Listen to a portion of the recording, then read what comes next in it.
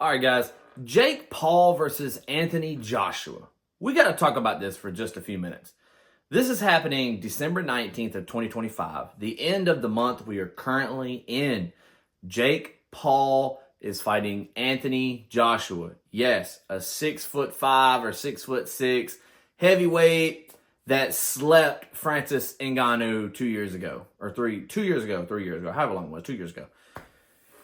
Anthony Joshua is a giant compared to Jake Paul. You know, I can't be the only person confused about this fight. I'm very excited to see it. I feel like this is part of the Matrix and it's just like set up for like Jake to do the impossible. Cause like, come on, y'all. There's no way Jake is going into a ring to fight Anthony Joshua without some type of plan or I feel like there's something going on here. I feel like there's something going on. There's no way this is real. And there's no way it's going to actually happen legit. Because I feel like if you put Jake Paul and Anthony Joshua in a room and the last one like alive was going to be the one to come out of the room, it's got to be Anthony Joshua, right? I mean, he is freaking huge compared to Jake Paul. And he's also a very experienced boxer. I mean, he is coming off a loss from like Daniel Dubois. I think it's Daniel Dubois. Yeah, Daniel Dubois. He's coming off a loss from September of last year to Dubois. But other than that, I mean, he just got through sleeping Francis Ngannou after Francis Ngannou arguably beat Tyson Fury. You know, this is some crazy stuff we got going on. And a lot of people say that Jake Paul's fights are rigged or they're set up or they're this or they're that. I never really thought about it. I don't know.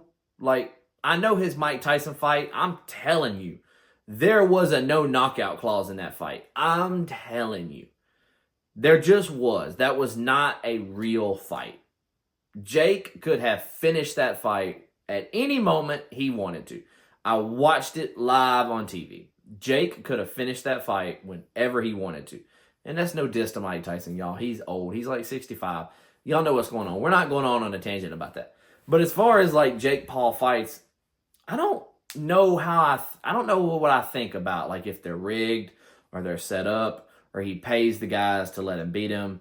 I don't really put too much thought in that because I just love the art of fighting. I love watching it. No matter who wins, I love watching it. But I don't tend to overthink what could be going on behind it. I know a lot of people do, especially with Jake Paul. Because he's coming out of the influencer world to try to be a professional boxer. And when you think about it, the first real professional boxer he fought was Tyson Fury. And Tyson beat him.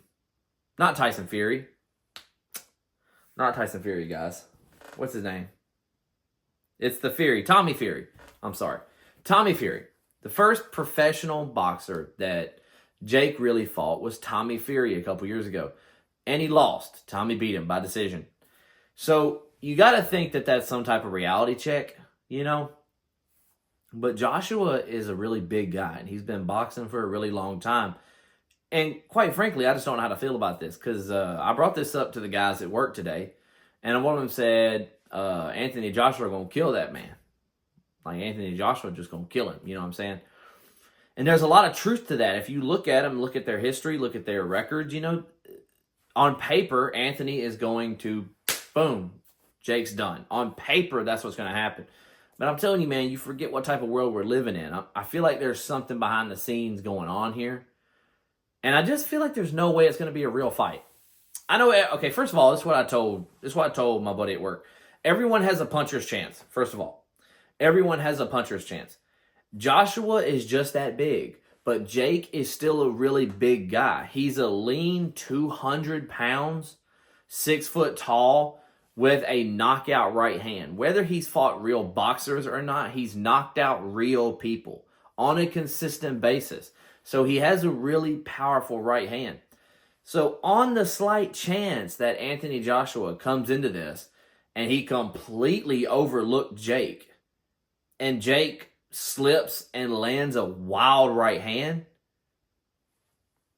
we've seen Joshua get knocked out and TKO'd before. So, could it happen? Is it going to happen? I don't even know if I have a prediction on this because of how crazy I think it is. I almost want to be that crazy guy that says Joshua is not thinking about this fully and he's thinking it's just like a paycheck and a bunch of eyes on him. Jake has a real right hand. Jake is a big guy in his own right. So if Joshua comes out there and he's not, he's overlooking this a little bit and he thinks he's got it in the bag just by showing up and he fucks around and Jake lands like the perfect right hook on the button or a wild haymaker rushing in, he could go down and he could be out, so I'm going to be that crazy guy. I'm going to go with that. I'm going to go with Jake Paul. I'm going to go with Jake Paul by TKO. And here's why TKO, not KO. Because Anthony Joshua just lost to Dubois by TKO because he dropped them like round after round. And eventually they just called it because Dubois kept dropping Joshua. So we know he'll go down. I think Jake is somehow going to find that right hand. And this is why I think it'll be a TKO, not a KO. Because I don't think he's going to put Joshua down and Joshua be just like out cold asleep. I don't think that's going to happen. But I think he's going to land it and wobble him. And he might go down. He's going to get a count. And he'll make it back up.